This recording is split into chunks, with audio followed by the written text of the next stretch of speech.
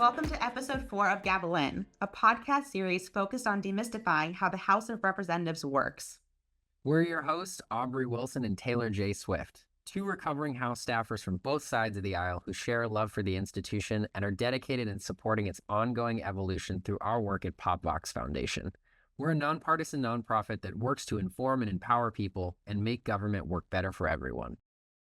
We spent the last couple of months gathering the perspectives of prominent members of Congress, think tank experts, staffers, and congressional veterans who share their vast Capitol Hill knowledge with us and pull back the curtain on what life is really like in Congress. We also want to be transparent. This podcast is not official guidance.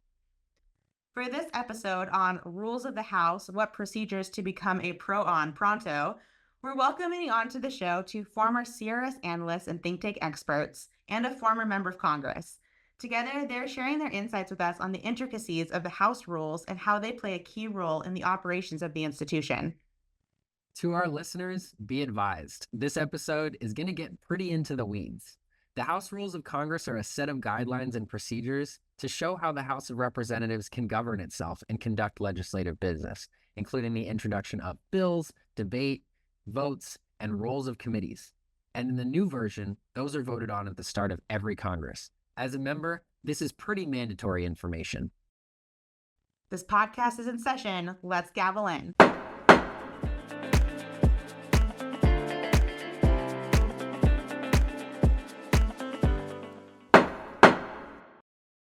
All right, Taylor, I don't know about you, but I am ready to nerd out for this episode. Let's set the stage. Why are we doing an entire episode on House rules? Yeah, great question, Aubrey. So first and foremost, if you're a member listening to this podcast, this is going to be one of the most important votes you take, period.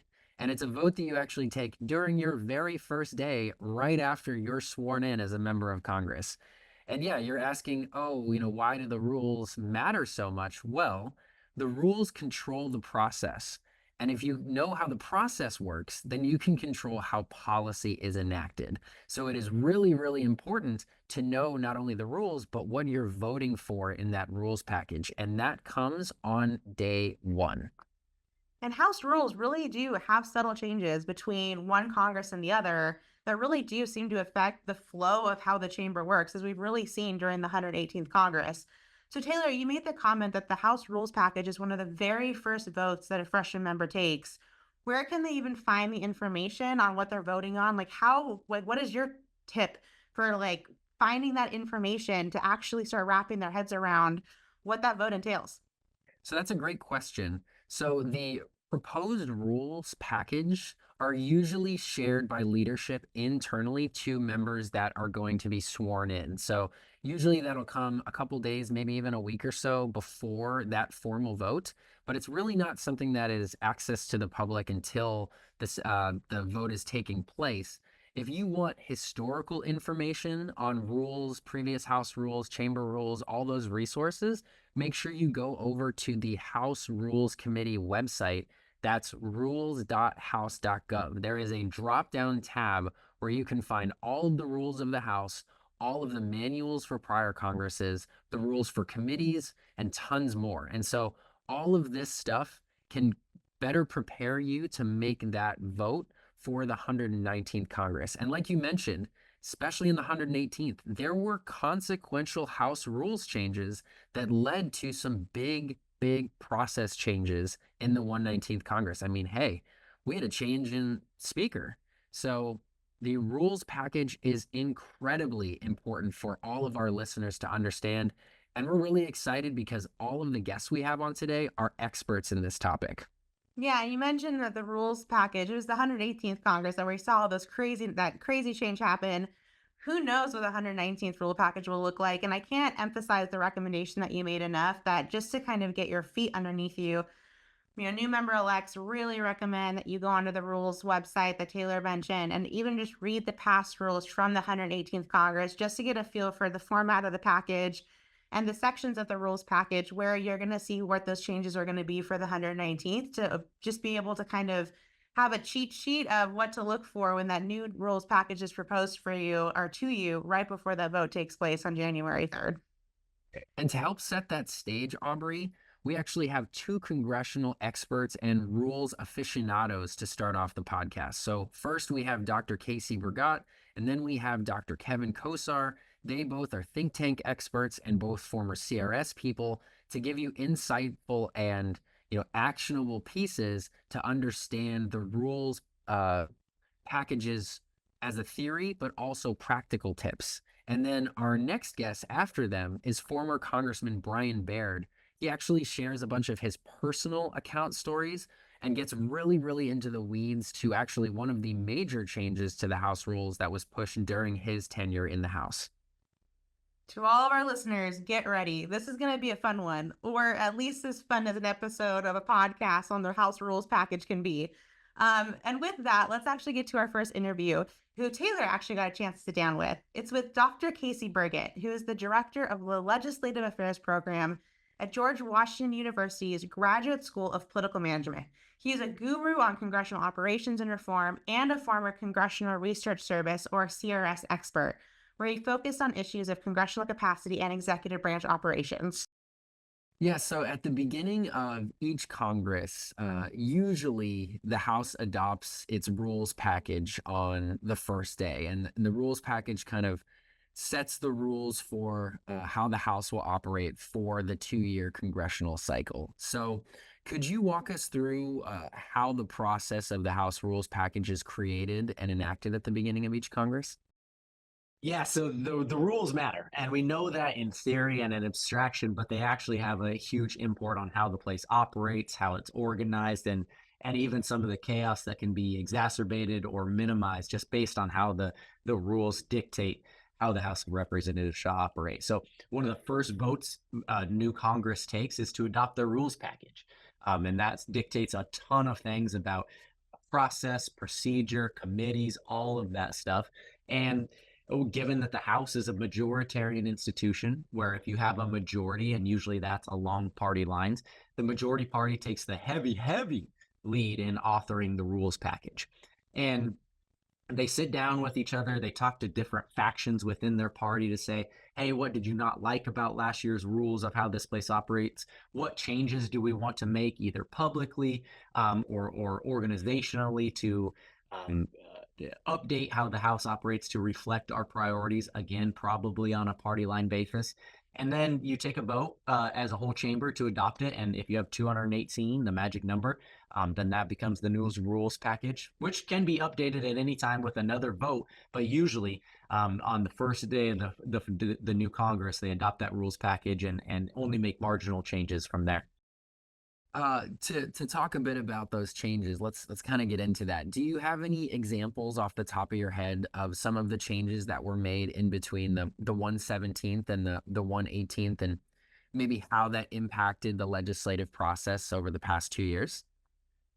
Yeah, maybe one you didn't hear about, but this is how you throw out a speaker, right? Like we saw this with over a 3-day vote with Kevin McCarthy, who was negotiating not with Democrats, but with factions within his own party who really were frustrated about being left out of the policy-making process, and they recognized that the rules package was a good way in, that instead of fighting these battles every single bill or every single rules committee hearing, they can change the entire organization just by adopting some favorable rules package changes. And one of those biggies that Kevin McCarthy had to negotiate was lowering the threshold to do what's called motion to vacate the chair, right? Basically, Congress speak for kick out the speaker, where he took it down. The only one member can put forward that resolution to take a vote on whether Kevin McCarthy or the speaker, whomever it may have been, to keep their job. And so just that one marginal change really altered the dynamic, not only for the House of Representatives, but the entire Congress and what was able to get done, ultimately culminating in Kevin McCarthy no longer being a member of Congress at all. So again, this is something that folks don't pay attention to enough, but the smart folks know that to change the rules, you can really have an impact not only on process, but also policy. There's this very, very, very famous quote that kicks around nerd circles of Congress that John Dingell, a long-term chairman, told his opposition, I'll let you write the bill, I'll let you write the policy, but if you let me write the process, I'm going to screw you every time. And there's some truth to that, in that if you don't know the rules of the game, and if you have a bigger impact on the rules of the game, then it doesn't matter how talented the other side is, you can dictate the outcome. So let's dive into that a little more. I love that you brought up the quote, and I think that there's a ton of truth to it. Can we talk about some of the specific changes that have happened over the past several congresses that have influenced the process? So maybe even the 72-hour rule or the motion to recommit. I think our listeners would be fascinated to hear a little more about what those are and how they affect the process. So in terms of process, there's been, across both parties, by the way, there's been some general frustration with rank and file members towards their leadership, that the leadership has taken too much over not only how the place operates, but what bills get voted on and when, the lack of amendment opportunities. Basically, they've taken up all the legislative powers away from their rank and file members who were elected to and have some ideas about what policies should be included. And more than anything, just want to be involved, right? That if they're going to run for this place, if they're going to commit millions of dollars and half their life and being away from families, the least they can do is have a meaningful chance at changing legislation. And a lot of rank and file members across both parties simply haven't felt that. And so they, smartly, went to the rules package to try to expand their influence within the legislative process. And that took a couple different routes. Number one, they strengthened what is called the 72-hour rule, meaning that you introduce a piece of legislation that has to sit at least for 72 hours before it can be voted on. And then another one is motion to recommit, where you don't just throw away the minority's involvement in this process, that it shouldn't just be you get 218 votes, you can do whatever you want. You want to have some sort of impetus or incentive structure for the minority to be a thoughtful partner in this, because we know that if they're not a thoughtful partner in this, then they're going to try to stall and burn down everything in their way. And so to incentivize that, they strengthened what's called the motion to recommit, which is just basically a last chance for the minority to stop a bill from passing, send it back to committee, or more often kill the bill and maybe potentially amend it to be reintroduced later. So all of this is process stuff that's inside baseball, which really does matter, but all in the effort to involve more people, more rank and file members, take away power, legislative authority that the leadership, mostly the speaker, has assumed over the last several decades, speakers of both parties, and distribute it back, decentralize it back to more members. But it has to be said that a lot of these rules that are adopted within the rules package are not self-enforcing, meaning there's no ref there to blow the whistle on something is broken. There's a parliamentarian there, but they're in an advisory capacity, which means that the rules only matter if their members enforce them on themselves, right? It only matter if they enforce them on themselves, and they're the only ones who can. You can't call up 1-800 rule breaker, right, and say, hey, this guy's not adhering to the 72-hour rule, and you'll see members of Congress, including leadership and rank and file, be more than willing to break their own rules, including the 72-hour rule, and vote on $1 trillion budget, even though it was just introduced last night. They'll break their own rules if it serves their short-term political ends, or if they find it uncontroversial. And so all of this stuff can matter, but it only matters if enough members care about it at the same time, which is tough to do. So I love everything you just said. I think it was so beautifully articulated. I think our listeners, they're going to be getting a lot of information during new member orientation in those first couple of weeks about these legislative processes. And a term that gets thrown around for folks that haven't been in this world before is passing a bill under suspension or voting on suspension of the rules. And for our listeners, could you explain what that means and how that works? Like what numbers are needed, how many members need to be present in voting? Yeah, go for it. So in general, there's two ways to pass a bill. There's two routes to pass a bill in the House of Representatives. One is through the Rules Committee, and that is known as like an extension of the speaker. That's the partisan route. If you have a partisan bill, if it's really substantive and controversial that the other side doesn't agree with, you go through the Rules Committee and you need a simple majority to pass that. Okay? Under suspension of the rules, it's a different route. That's route number 2. And that is typically used for non-controversial and generally bipartisan bills, and which happens way more often than you might think when you turn on the news and see that the two parties agree on almost nothing. And notice how I didn't say um, non-substantive, right? Non-substantive, where you can have huge bills, including budgets, pass under suspension of the rules. So when I say non-controversial, that doesn't mean it doesn't change a lot of things. You can affect a lot of programs and policies under suspension of the rules. But what it does require is a super majority threshold. Okay. Up to 66% of bills, basically 2/3 of bills, go the suspension route. And it just shows you that more gets done under the suspension route because it's incredibly fast. The rules committee route is slow. You'll have more time devoted to debate oftentimes because it is so partisan and controversial and so substantive. But under suspension, it's incredibly fast. There are no amendments allowed under there. The debate is equally divided between both sides at only 40 minutes, and oftentimes they don't even use up all of that. It is a way to process the House's business incredibly quickly.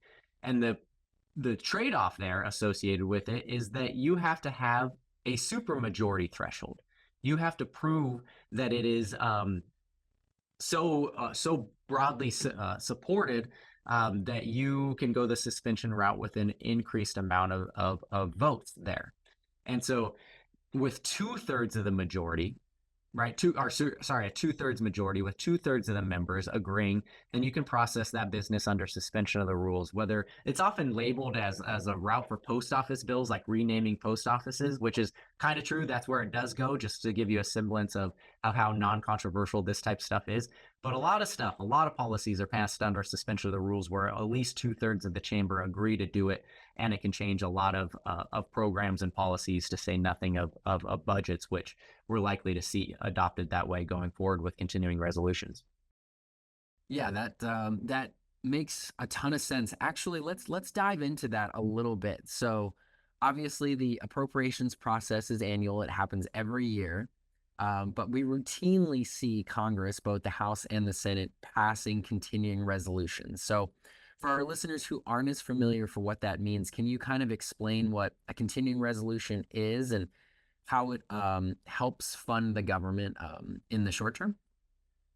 Right. So we're all supposed to have an annualized process where you go through individual committees. There's 12 appropriations bills. They're supposed to debate them, pass them individually, basically to have a more specified look at these individual programs and agencies and departments. That has failed in recent decades, not only in process, but also in timing. And so a lot of times, if you've turned on the news and basically any year over the last couple decades, you've seen that we're about ready to shut down. We're closing in on a looming deadline. The government hasn't funded itself. And to get through those, the Congress has basically two options: shut down the government or pass what is called a continuing resolution. And just like the name implies, it continues the funding level in most cases from the previously adopted budget. So whatever money they spent on DoD, whatever they spent on Department of Education and FEMA, all those programs under the funding bills, they continue that level of funding for a specified number of days. They can be long-term, 6 months, 3 months, 4 months, or they can, we've seen continuing resolutions be 24 hours or less to give themselves just enough time to negotiate a grander bargain, a long-term deal, without shutting down the federal government, which has a ton of very costly, not only financially, but personally, negative consequences when the government runs out of money. It's just simply not what it's supposed to do. One of its major tasks and fundamental tasks is to fund the government. And oftentimes they come up on a deadline, and sometimes even increasingly more recently, blown through those deadlines without any funding bill at all. And that's why we've seen those stories about government shutdowns. So for our listeners, is this something that typically happens when Congress is divided, or have there been cases where both chambers of Congress have kind of been under one party, and maybe even the presidency and the executive branch is under the same party or a different party? Or is this something that they're kind of just running out of time because there are other, legislative priorities or national emergencies? Or is it a combination of both, kind of depending on what Congress we're in? I'm just trying to think of all the permutations of divided versus united government over the last couple of decades when this has started to really become a problem. But there's no doubt that these problems are exacerbated when Congress is divided, and especially divided with a president of another party, which has been more the default in our recent decades. So the correlation is there too, which makes sense, right? They disagree about policy, and one of the best ways to affect policy is to put money behind it. And so you can change a lot of policies, or at least limit it, or make it better by giving funding or stopping it. And so they recognize this, where especially when legislation by itself is hard to get done, they know a budget must be passed. And so this raises the stakes of how hard they fight on these particular budget fights.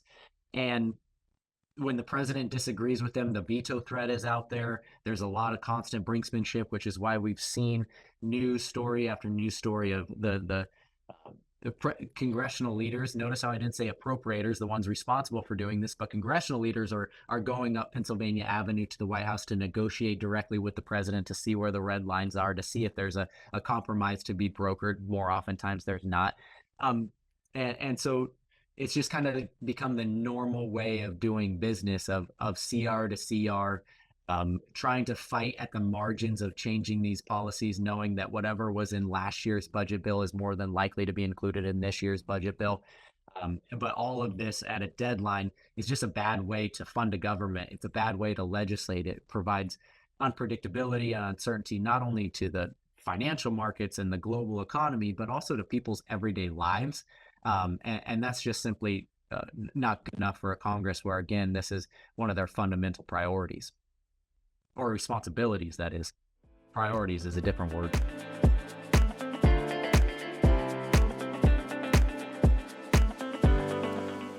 Taylor, the way that you and Casey talked about not only the rules, but also the legislative processes and patterns on the Hill these days never fails to both make me want to laugh and cry at the same time.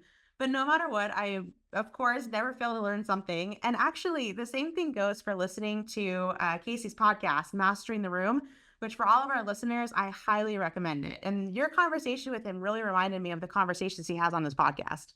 Yeah, I will also shamelessly plug, I think Mastering the Room is a great 101 for a ton of the niche things that happen in Congress on a daily basis. So definitely check that out if you haven't.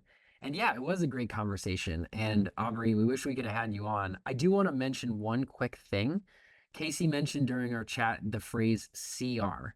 So that actually stands for continuing resolution. And by definition, continuing resolutions are temporary spending bills that allow the federal government to operate and to continue when the appropriations bills have not been fully approved by Congress. So something to keep in mind for those folks that are listening to this episode.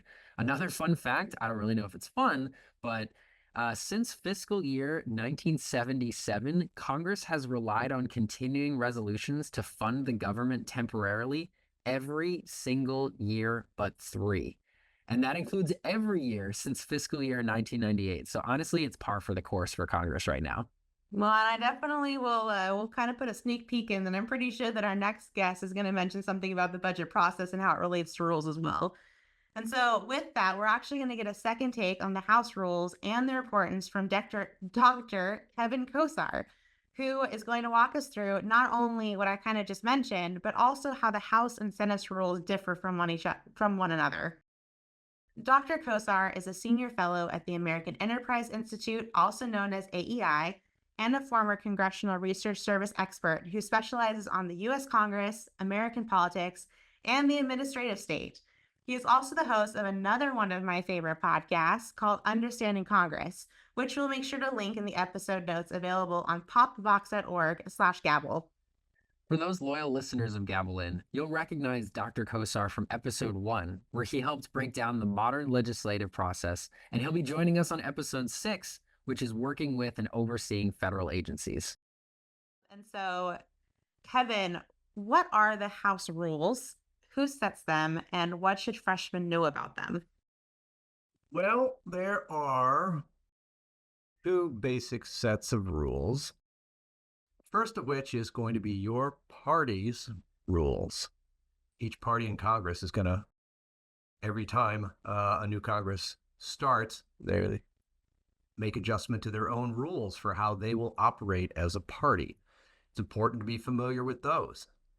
Second set of rules are the ones that are formally adopted by the House as the rules of the game, and that vote occurs on the first day of Congress. Those are a whole other set of rules about how the institution operates. And I should say, as an adjacent point, there's also the rules of the budget process, which are a third set of rules that ultimately a member should become aware of. And the good news is, when it comes to party rules and the House rules, your voice matters because your vote matters. When these rules are being formulated and ultimately when they're being voted upon, your party needs you to vote yes. And that means you have power because you could say no. Your party is not going to reach out to the other party to ask for their votes on their own rules. That doesn't happen. And when it comes to the first day of Congress and adopting the rules of the House, well, guess what? The parties tend to vote oppositely, whether they agree on the rules or not. And so your party needs something close to unanimity, especially if the chamber is narrowly divided. And so your vote is going to matter. Your voice matters. And the rules are going to make a huge difference in your life. They're going to affect the expectations that you experience as a party member. They're going to affect your ability to be an effective lawmaker. And so it's really important. As soon as you are elected, I know you have a ton of duties, a lot of people asking you questions, but make the space to learn the party rules that currently exist and take a look at the House rules and start asking around about each of these topics and seeing if others can clue you in, because it's not easy reading. So you mentioned kind of the different sections of rules within the House. So talk to us a little bit about the differences between the House rules and the Senate rules. Most legislation goes through both chambers in order to go to the president to be signed into law. And so is it helpful that House members and staffers also understand the Senate rules? And if so, could you kind of talk about the differences there? Sure, they are two very different chambers, not just in the composition of them, who is in them, the quantity of people and the unit of representation. In the Senate, it's a state. The House, it's districts. Senate's 100. House has 435 plus some additional folks representing Virgin Islands, DC, etc. At the highest conceptual level, which I think is important for members to understand, the House is a more partisan, majoritarian institution, meaning that if a majority can hang together, it can usually move legislation. The Senate is a more consensual entity, and getting things done in the Senate is harder for a party. You may have 51 votes, but that doesn't mean you're just going to be able to ram it down the other side's neck.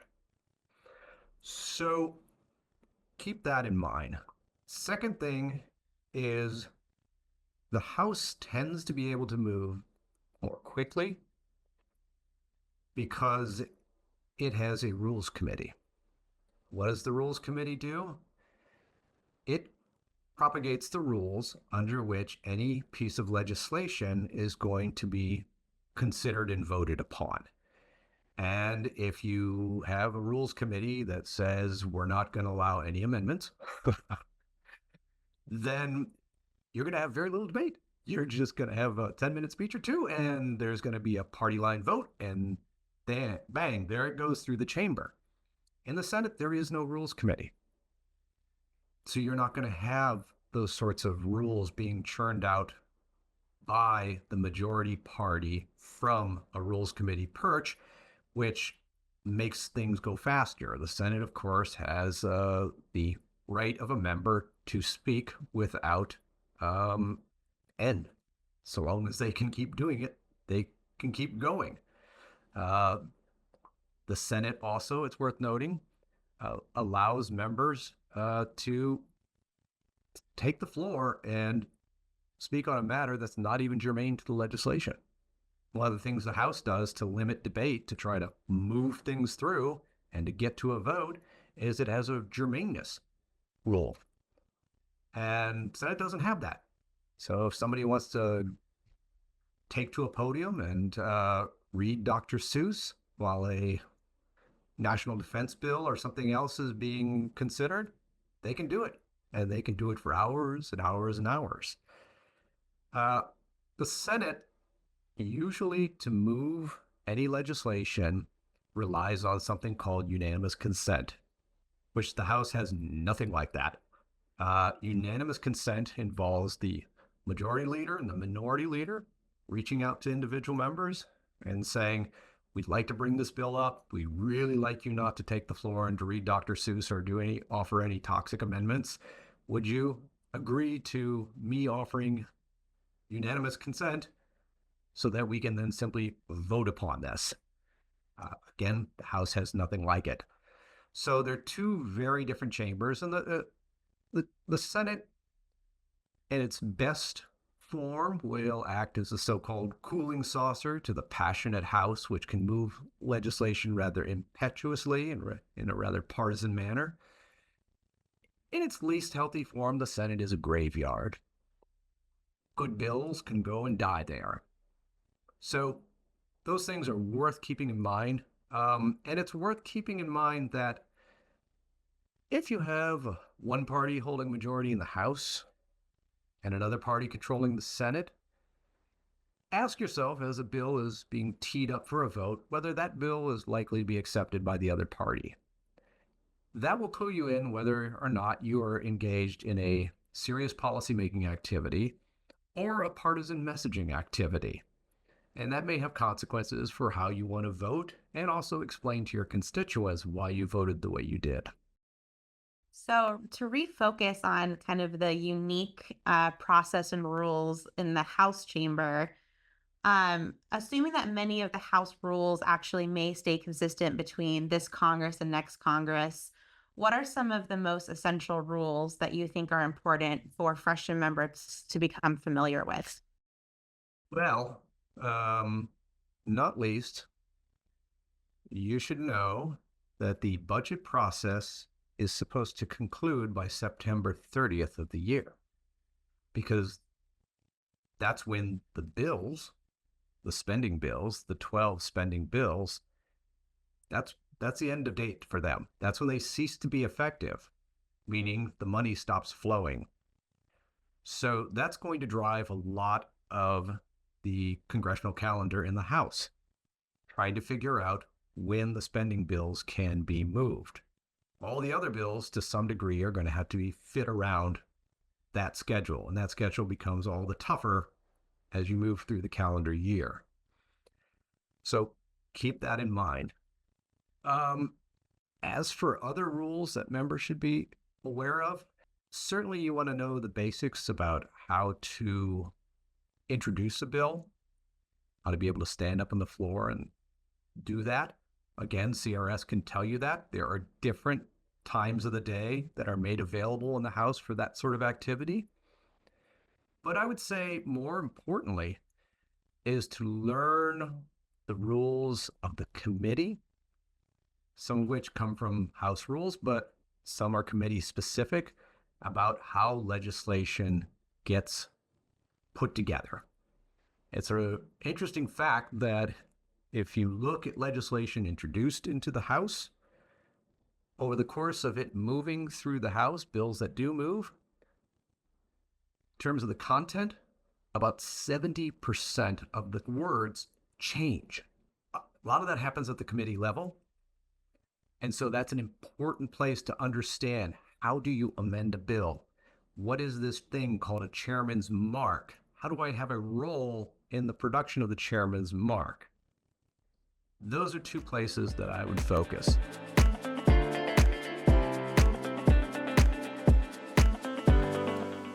All right, Taylor. So let's jump in here really fast. Kevin and Casey just gave a great rundown of why the rules matter, but what are some of the tips again about like how members can start getting familiar before that first vote and also before they really kind of hit the ground running in January? Yeah, that's a great topic to discuss. So we said it at the beginning of the episode. Our two experts just said it over and over again. make sure you familiarize and understand the rules, and not just what's coming up for the vote for your first vote in Congress, but also the previous House rules. Understanding what came before you can better contextualize what is coming next. So that's a huge thing. Make sure that you understand how the Rules Committee works too. So understand what their hearing formats are like, how they're used in regular order to bring up legislation, and also understand how the House floor works as well. You can do a lot of this by using the resources from the Congressional Research Service. And I know this sounds basic, but institutional knowledge really does go a long way. So when you're considering hiring for your staff, try to hire a legislative director or even a chief of staff who has a background in Hill experience and knows the House rules. Lastly, I'll just throw in that sometimes it's just helpful to watch a Rules Committee hearing and watch the House floor. Turn on C-SPAN, have it on in the background, and get a feel for how these processes and procedures work and play out. And like you said, Taylor, having someone on your staff who can kind of fill that knowledge gap, whether it's your legislative director, your chief, somebody who's been on the Hill for a really long time and is intimately familiar with these, will really help you save time on the front end and also help you kind of, like I said, fill in those gaps and get to understand things maybe earlier than your colleagues will. Our final guest was also featured on episode 1. Former Congressman Baird represented Washington's 3rd Congressional District in the House from 1999 to 2011. A psychologist by training, he made the transition to the House and actually became one of the leading expert lawmakers on the rules package. We even talked to him about one of the rules that he helped create that is still part of modern House rules packages today.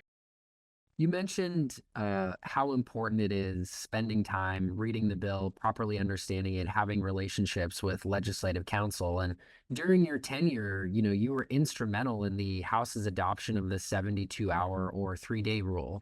So for those listeners who are unfamiliar with what that is, could you just kind of walk through like a 101 of what the 72-hour rule is and your lessons learned from pushing for an institutional rules change as a member? Well, here's one of the paradoxes of the Congress. One of the most important votes you take as a new member is something you will know nothing about, and that's the House rules package. And one of the things that I guarantee is going to happen to every new member, this is my one opportunity. If nothing else gets on, please make this in the program. The first thing you're going to do is swear and take an oath to uphold and defend the Constitution. Then you're going to vote on a rules package, and the rules package, I almost guarantee you, will be unconstitutional. And the reason I say that is because there's a clause pertaining to the continuity of Congress, which lowers the requisite number of members to be present to constitute a quorum below constitutionally mandated majority of the House. That is in the House rules. And most every member just votes how their leadership tells them, and they never read the House rules. House rules matter, actually. It's like if there's something unconstitutional in there, you need to fix it. And I will tell you, the current rules package, as they have been for about the last 10 Congresses, is unconstitutional. But the other issue about the rules is, how does a bill become law, right? Well, you see, the Schoolhouse Rock perspective on that, but there's this whole, the rules determine what bills come up, what gets a hearing, who gets to offer amendments, etc. And I said, as a personal standard, I don't want to vote for a bill if I haven't had 72 hours to read it. Now, the problem is both parties tend to put that into the bill, and then they pass a rule waiving the rule. The first order of the business is waive the rule. But if we stand our ground on that, if enough of us stand our ground on that, we can actually get leadership will hate you for a while, maybe for a long while, but you can actually maybe get better legislation passed.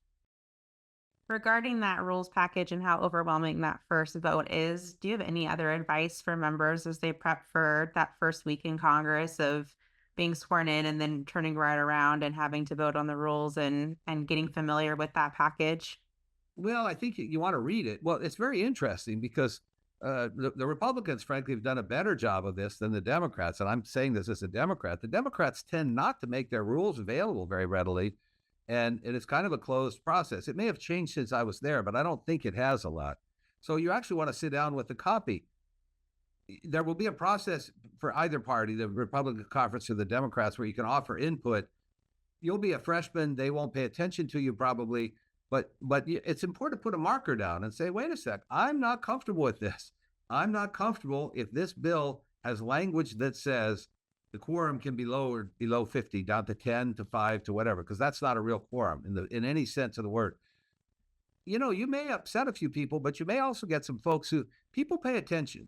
If you get up and you make an articulate, informed, reasonable case, people may say, I don't agree with that person, but that was pretty impressive.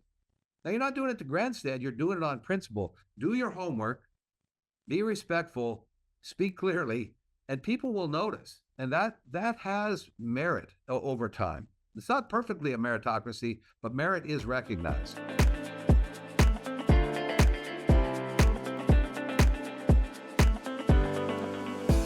So don't just take it from Aubrey and I. You can take it from all of our experts that we had on the episode today. Rules are something that members and staff get really, really passionate about, and something that really, really, really matters. So, for example, we just heard from former Representative Baird, who continues to advocate for updating the House rules because we need to make a stronger institution. That includes his work around the Continuity of Congress Commission. So if that's something that interests you, make sure that you reach out to him directly or the United States Former Members of Congress Association. That's a wrap for today's episode. I think that if there's one key takeaway, it's that the House rules aren't just a procedural formality. They're a foundational part of how Congress functions. From what Casey explained about the power of the rules package to Kevin's insights on the differences between the House and the Senate, it's clear that mastering these rules and understanding the rules package before voting on it is critical to anyone working on the Hill, even though it's a vote that comes up really fast.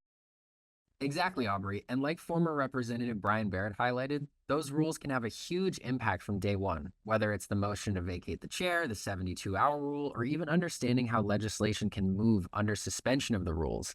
These are tools that shape what actually gets done or doesn't in Congress. And as we've heard today, these rules don't just influence the process, they directly impact the policy outcomes.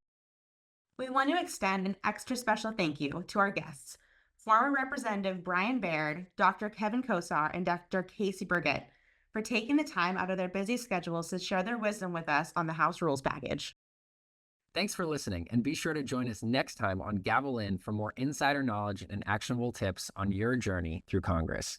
If you found today's episode helpful, please feel free to share it with your colleagues, and be sure to go to our website, popvox.org/gavel, where the episode page has extra resources to make sure that you and your team are set up for success, both in DC and in the district. Speaking of which, you can also go to popvox.org/futureproofing to learn how you can make a difference in your new role to ensure that Congress is likewise set up for success in the long run. Follow us at PopVoxFDN on X and Instagram, and we're PopVox Foundation on LinkedIn. Thanks so much for your service, and we'll see you in Congress.